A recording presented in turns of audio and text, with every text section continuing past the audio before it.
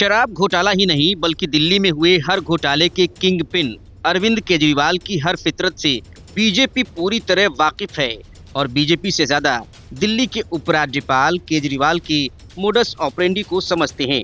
चुनाव हारने के बाद केजरीवाल सरकारी फाइलों के साथ कोई हेराफेरी नहीं कर सके, इसलिए चुनावी नतीजों के पूरी तरह आने से पहले ही एलजी ने दिल्ली का सचिवालय पूरी तरह से सील करवा दिया। दिल्ली सरकार के जनरल एडमिनिस्ट्रेशन डिपार्टमेंट ने एक नोटिस जारी किया है। नोटिस में कहा गया है कि सुरक्षा संबंधी चिंताओं और अभिलेखों की सुरक्षा के लिए ये अनुरोध किया जाता है कि जनरल एडमिनिस्ट्रेशन डिपार्टमेंट की अनुमति के बिना कोई भी फाइल, दस्तावेज, कंप्यूटर हार्डवेयर आदि दिल्ली सचिवालय परिसर से बाहर न ले जाएं। इसीलिए ये निर्देश दिया जाता है कि दिल्ली सचिवालय में स्थित विभागों के अंतर्गत संबंधित शाखा प्रभारियों को उनके अनुभाग के अंतर्गत अभिलेखों, फाइलों, दस्तावेजों, इलेक्ट्रॉनिक फाइलों की सुरक्षा सुनिश्चित करने के लिए जरूरी निर्देश जारी किए जाएं। माना जा रहा है कि जिस तरह सुप्रीम कोर्ट ने एक फैसले के बाद केजरीवाल के इशारे पर सौरभ भारद्वाज ने रातों रात शराब सहित कई घोटालों की फाइलें गायब करवाई थी, उसके बाद से इस बात की आशंका थी कि हारने के बाद केजरीवाल के सारे मंत्री अपने अपने विभाग की फाइलों पर टूट पड़ेंगे। कैग की रिपोर्ट से लेकर कई संवेदनशील फाइलें आतिशी मलिना के ऑफिस में है, उसे गायब करने की कोशिशें हो सकती हैं, लेकिन एलजी वीके सक्सेना ने पहले ही पूरे सचिवालय को सील करवा दिया। अब सीएम रहते हुए भी आतिशी मलिना की एंट्री वहां नहीं हो पाएगी। देश में ऐसा पहली बार हुआ है जब किसी राज्य का सचिवालय सील किया गया हो। तकनीकी रूप से आतिशी मलिना अब तक दिल्ली की सीएम हैं, लेकिन सीएम पद से आतिशी के इस्तीफा देने के पहले ही उन्हें एक तरह से बेदखल कर दिया गया है, क्योंकि आशंका इस बात की है कि आतिशी आसानी से सीएम पद से इस्तीफा नहीं देंगी, क्योंकि केजरीवाल जो अब तक खामोश है लेकिन अंदर ही अंदर कोई न कोई चाल चलने की तैयारी कर रहे होंगे। पूरे चुनाव प्रचार के दौरान केजरीवाल बीजेपी से लगातार ये सवाल पूछते रहे कि बताओ तुम्हारा दूल्हा कौन है। दिल्ली का दूल्हा बनने के लिए सेहरा बांधकर तैयार केजरीवाल खुद तो हारे ही, उनके साथ पूरी बारात भी हार गई।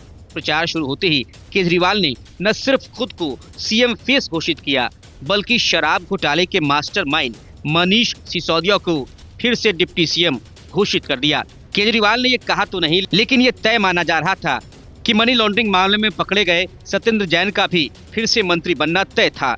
अपनी बीवी के पीछे कुत्ते दौड़ाने वाले सोमनाथ भारती की भी करारी हार हुई। शराब और पैसे की लत केजरीवाल को ले डूबी और केजरीवाल दिल्ली में चुपके से मियां बीबी की जो सियासत कर रहे थे उसका खात्मा हो गया। केजरीवाल ने अपनी बीवी को खुश करने के लिए ही शीश महल बनवाया था और जितने दिनों वो जेल में रहे, सुनीता केजरीवाल ने पार्टी और सरकार दोनों की लगाम अपने हाथ में पकड़ कर रखी। ईमानदार सियासत के नाम पर भ्रष्टाचार और घोटाले का खुला खेल करने वाली केजरीवाल की पूरी टीम चुनाव हार गई।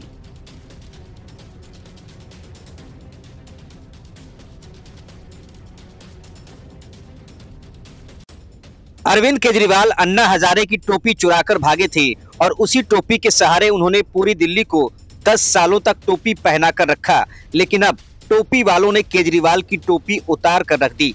दिल्ली विधानसभा चुनाव में आम आदमी पार्टी को करारी हार का सामना करना पड़ा है। पिछली बार 62 सीटें जीतने वाली पार्टी इस बार महज 22 सीटों पर आकर सिमट गई। दिल्ली की जनता ने चुन चुन कर केजरीवाल, सिसोदिया, सत्येंद्र जैन, सोमनाथ भारती, दुर्गेश पाठक जैसे तमाम घोटालेबाजों को हराया है। मतलब कि दिल्ली की जनता ने भी केजरीवाल को भ्रष्ट होने का सर्टिफिकेट दे दिया। अब तक आए आंकड़ों के मुताबिक यहां आम आदमी पार्टी को 43.78% वोट मिले हैं, वहीं बीजेपी को 45.74% वोट मिले हैं। हालांकि 2% से भी कम वोट का अंतर सीटों के लिहाज से ये बहुत बड़ा हो जाता है। बीजेपी यहां 48 सीटें जीतकर पूर्ण बहुमत के साथ सरकार बनाने जा रही है।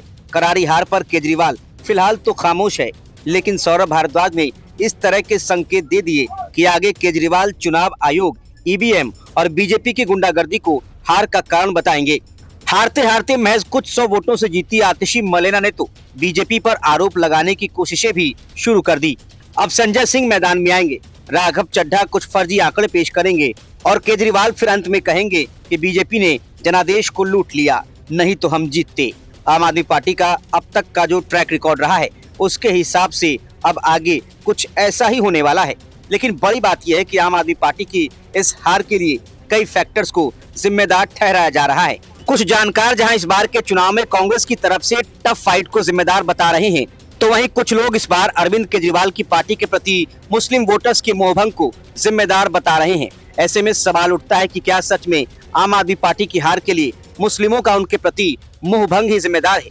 दिल्ली की 70 विधानसभा सीटों में से 5 सीटें ऐसी हैं जहां मुस्लिम वोटर्स की संख्या 40% या उससे अधिक है। इनमें ओखला, मटिया, बल्लीमारन, महल, चांदनी चौक और सीलमपुर सीट शामिल है। इन सीटों पर आम आदमी पार्टी के उम्मीदवारों को ही जीत मिली है, लेकिन दिल्ली की 5 अन्य सीटों पर जहां मुस्लिम वोटर्स की संख्या 30% के करीब है, इनमें रिठाला, मुस्तफाबाद, सीमापुरी, बाबरपुर और शाहदरा सीट शामिल है।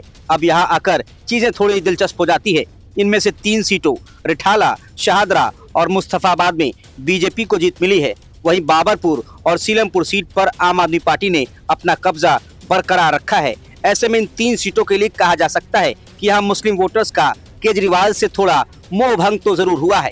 ओखला जैसी सीट पर आम आदमी पार्टी के अमानतुल्ला खान जीत जरूर गए हैं, लेकिन इस मुस्लिम बहुल सीट पर उनकी जीत का अंतर पिछली बार से काफी कम हो गया है। इस बार वहां असदुद्दीन ओवैसी के उम्मीदवार शिफाउर रहमान को 38,000 से ज्यादा वोट मिले हैं।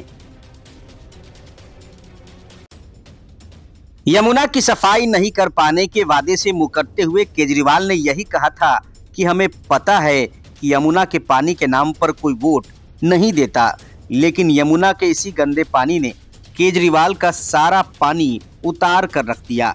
यमुना को मुद्दा तो बीजेपी पहले से बना रही थी, लेकिन इसमें तड़का तब लगा जब यूपी के सीएम योगी आदित्यनाथ चुनाव प्रचार करने दिल्ली आए। कुंभ में डुबकी लगाकर दिल्ली आए योगी आदित्यनाथ ने शुरुआत वहीं से की और केजरीवाल को यमुना में डुबकी लगाने की चुनौती दे डाली। केजरीवाल जहर मिलने की बात करते रहे और वही जहर आम आदमी पार्टी की हार का कारण बन गया। मिल्कीपुर की सीट 60,000 से अधिक वोटों से जीतकर योगी आदित्यनाथ ने अखिलेश यादव को सबक तो सिखाया, लेकिन जिस तरह का स्ट्राइक रेट उनका दिल्ली में रहा, उसे देखते हुए केजरीवाल अब योगी आदित्यनाथ के खिलाफ अनर्गल बयानबाजी करने से बचने की कोशिश करेंगे। मुख्यमंत्री योगी आदित्यनाथ यूं ही नहीं भाजपा के स्टार प्रचारक और फायर ब्रांड नेता कहलाते हैं। उनकी लोकप्रियता केवल उत्तर प्रदेश नहीं बल्कि देश के अन्य राज्यों में भी है और इसकी बानगी कई अलग अलग विधानसभा चुनाव में दिख चुकी है, चाहे वो महाराष्ट्र का विधानसभा चुनाव हो या फिर हरियाणा का विधानसभा चुनाव।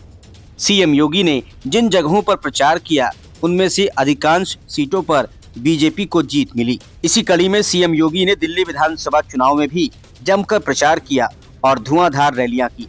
करीब 14 इलाकों में सीएम योगी ने रैली की थी और उसमें से 11 विधानसभा सीटों पर बीजेपी को जीत मिली है।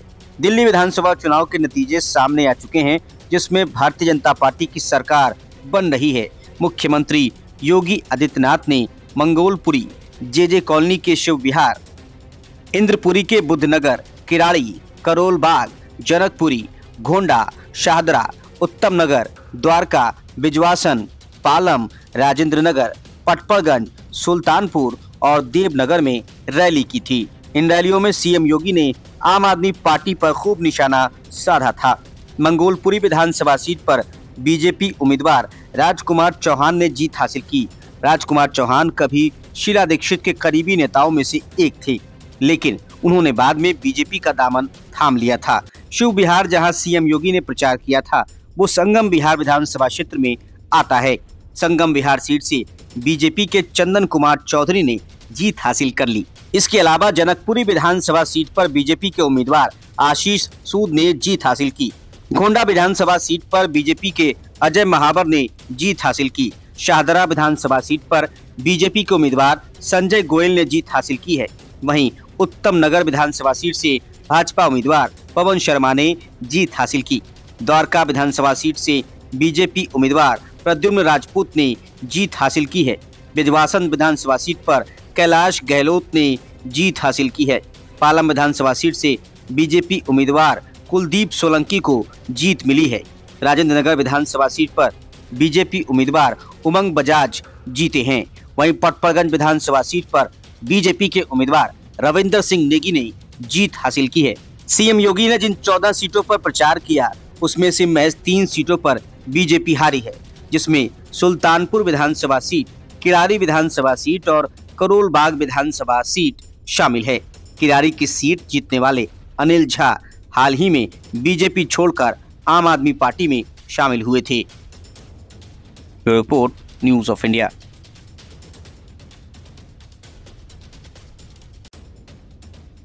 घमंड में चूर केजरीवाल एक झटके में ही धूल में मिल गए और उनके साथ कूद फांद कर रही ममता बनर्जी, अखिलेश यादव, उद्धव ठाकरे सब के सब मिट्टी में मिल गए। इनमें से कईयों ने केजरीवाल के प्रचार के लिए दिल्ली में अपने नेता भेजे थे। अखिलेश यादव तो दिल्ली में केजरीवाल के साथ साथ चक्कर लगाते दिखे। अहंकार में डूबे केजरीवाल ने मंच से कहा था कि मेरे जिंदा रहते भारतीय जनता पार्टी दिल्ली में कभी चुनाव नहीं जीत सकती। ये अहंकार वो भी राजनीति में। हालांकि जनता में या कहिए समर्थकों को शुरू में ये रास आया। केजरीवाल खुद को आंदोलन से उपजे नेता और कट्टर ईमानदार कहा करते थे, लेकिन अन्ना को दगा, राजनीति में न आने की कसम और मजबूत करीबियों का विश्वास तो उन्होंने पहले फुल टर्म में ही खो दिया। इससे पहले सत्ता के लिए कांग्रेस से हाथ मिला ही चुके थे, वो भी तब जब राष्ट्रमंडल खेलों में भ्रष्टाचार ने कांग्रेस पर लगे दागों की संख्या बढ़ा दी थी। फिर दूसरे टर्म में पानी बिजली के साथ शराब भी एक पर एक फ्री मिलने लगा, मतलब सस्ता हो गया। लेकिन पता चला इस एक्साइज पॉलिसी में तो अरविंद केजरीवाल और उनके नंबर 2 मनीष सिसोदिया खुद फंसे हैं। करोड़ों का वारा न्यारा हुआ है। फिर लो फ्लोर बस, मोहल्ला क्लिनिक, जल बोर्ड के घपले, मतलब वैकल्पिक राजनीति के अगुआ अन्य मामलों में भी अगुआ नजर आने लगे। फिर आम आदमी सोचने लगा कि अब क्या फर्क बचा है, मतलब न ईमानदारी बची न सेवा का भाव बचा। सत्ता के लिए होने वाली राजनीति में केजरीवाल पर खुद ऐसा दाग लगा कि वो जेल से निकल बेल पर प्रचार कर रहे थे, फिर भी खुद को ईमानदार कह रहे थे। दूसरी तरफ मोदी मार्का पॉलिटिक्स केजरीवाल के हर दावे को झूठ बताकर तार तार कर रही थी। सड़कों की हालत, हवा में घुला जहर आम आदमी पर सीधा असर डाल रहा था। उधर बिना रोजगार दिए मुफ्त बिजली पानी मिडिल क्लास और स्लम के युवाओं को भी नागवार गुजरा। भाजपा ने दांव खेला और केजरीवाल की मुफ्त योजनाओं को जारी रखते हुए टॉप अप प्लान पेश कर दिया। हरियाणा और कर्नाटक में कांग्रेस की गारंटी फेल हो चुकी थी। दिल्ली बीजेपी के लिए भी थोड़ा टफ था। जो नेता सत्ता में हो उसी की गारंटी पर भरोसा ज्यादा रहा है। ये झारखंड में भी हुआ, जहां हेमंत सोरेन की गारंटी पर ही जनता ने भरोसा जताया। लेकिन अरविंद केजरीवाल के अहंकार, उन पर भ्रष्टाचार के लगे आरोपों को देखकर जनता ने तय कर लिया कि वो यमुना का जहर पीकर भी कमल को चुनेंगे। ब्लू वैगन, हवाई चप्पल और कौशाम्बी वाले फ्लैट से निकलने वाले केजरीवाल जब शीश महल के मालिक बन गए तो पब्लिक ने मन बना लिया। इस सर्दी में तो उनके एक जैकेट पर भी कैमरे की नजर गई। दोस्तों ने बताया 22,000 का रहा होगा। दिल्ली की हार पंजाब की जीत के मुकाबले ज्यादा मायने रखती है। अपनी बुनियाद को खो देने जैसा है अरविंद केजरीवाल ये समझ रहे होंगे। दिल्ली के चुनाव परिणाम अब देश की राजनीति को प्रभावित करेंगे। अगला चुनावी पड़ाव बिहार होगा, जहां तेजस्वी यादव खुद को प्रवेश वर्मा साबित करने की कोशिश करेंगे।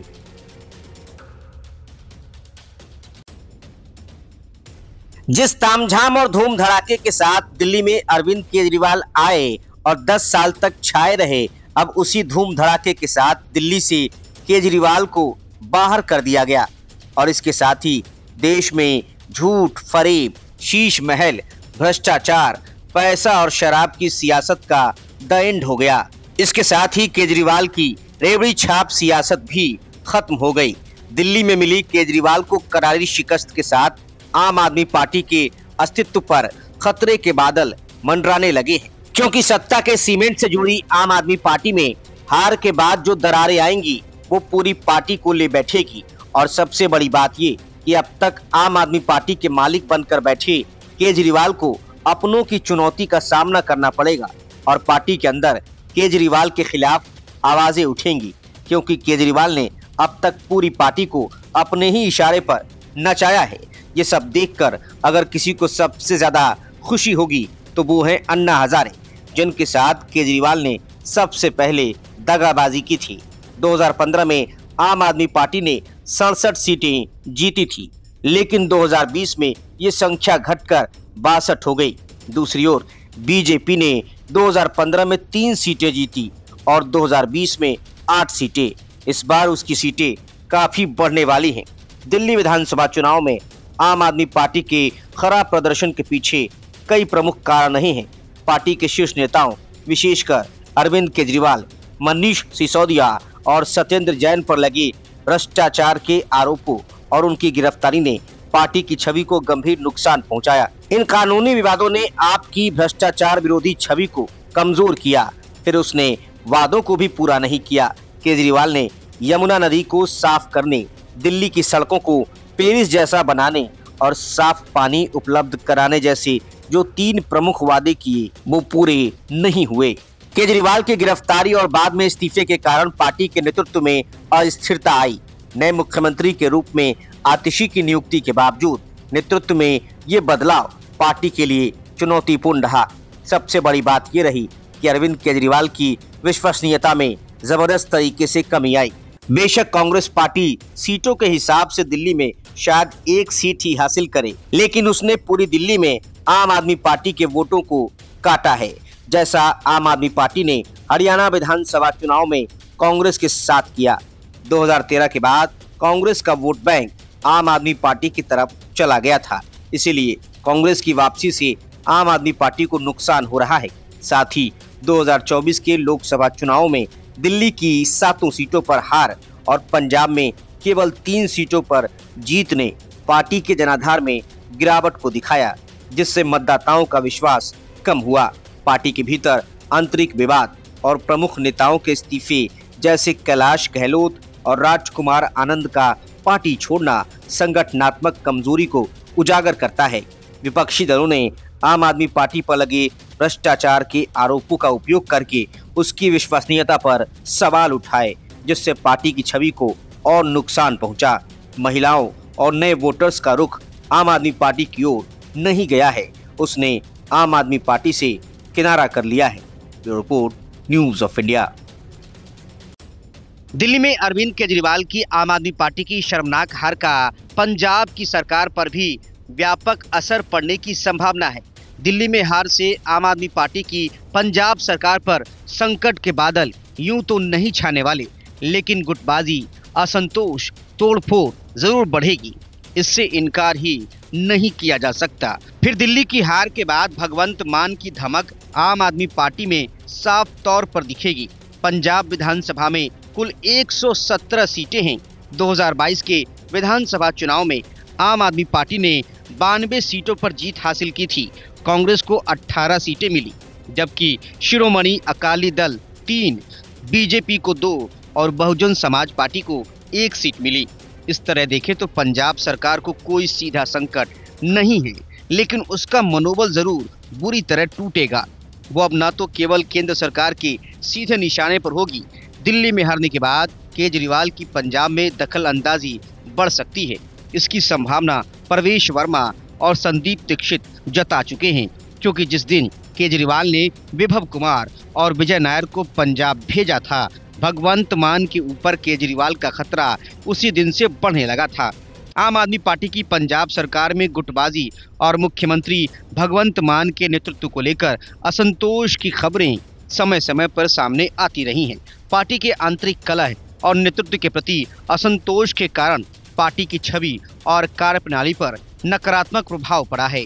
मुख्यमंत्री भगवंत मान के नेतृत्व को लेकर पार्टी के भीतर असंतोष की खबरें आई हैं।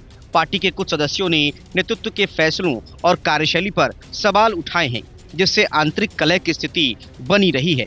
पार्टी के भीतर गुटबाजी के कारण कई वरिष्ठ नेताओं ने पार्टी से इस्तीफा दिया था, उन्हें निष्कासित किया गया। इन आंतरिक संघर्षों ने पार्टी की एकता और स्थिरता पर प्रश्न चिन्ह लगाए हैं। अब दिल्ली में आम आदमी पार्टी की हार के बाद ये संकट और गहराएगा। पार्टी के भीतर न केवल गुटबाजी और बढ़ने वाली है, बल्कि असंतोष भी तेज होने वाला है। और जब तक आम आदमी पार्टी दिल्ली सरकार में काबिज थी, तब तक पंजाब के लिए ये मजबूत संकेत था अब दिल्ली चुनावी नतीजों ने केजरीवाल के सारे डायनेमिक्स को बदल दिया है। न केवल अरविंद केजरीवाल की पकड़ पंजाब इकाई और सरकार पर कमजोर होगी, बल्कि पंजाब सरकार भी सीधे सीधे केंद्र के निशाने पर होगी। ऐसे में पंजाब इकाई में गुटबाजी और नेतृत्व को लेकर असंतोष की स्थितियां उसके लिए मुश्किलें बढ़ाएंगी ही। मान सरकार के खिलाफ विपक्ष और अधिक आक्रामक हो जाएगा। इस हार से केजरीवाल और आम आदमी पार्टी के लिए भविष्य की राह मुश्किल होने वाली है। दिल्ली मॉडल केजरीवाल की सबसे बड़ी यूएसपी रही है। अगर दिल्ली में हार होती है तो पार्टी के शासन मॉडल पर सवाल उठ सकते हैं, जिससे पंजाब में भी आम आदमी पार्टी के खिलाफ माहौल बनने की संभावना बढ़ सकती है। अगर अरविंद केजरीवाल की लीडरशिप पर सवाल उठते हैं तो भगवंत मान सरकार की स्थिरता पर भी प्रभाव पड़ सकता है। पंजाब के कई विधायक सत्ता के प्रभाव से जुड़े हो सकते हैं। अगर पार्टी कमजोर होती दिखे तो कुछ विधायक दल बदल कर सकते हैं, जिससे सरकार की स्थिरता प्रभावित हो सकती है। हाँ, अगर पंजाब सरकार अपने वादों जैसे मुफ्त बिजली और स्कूलों की बेहतरी को पूरा करने में सफल रहती है तो दिल्ली की हार का प्रभाव कम होगा। Bureau report, news of India.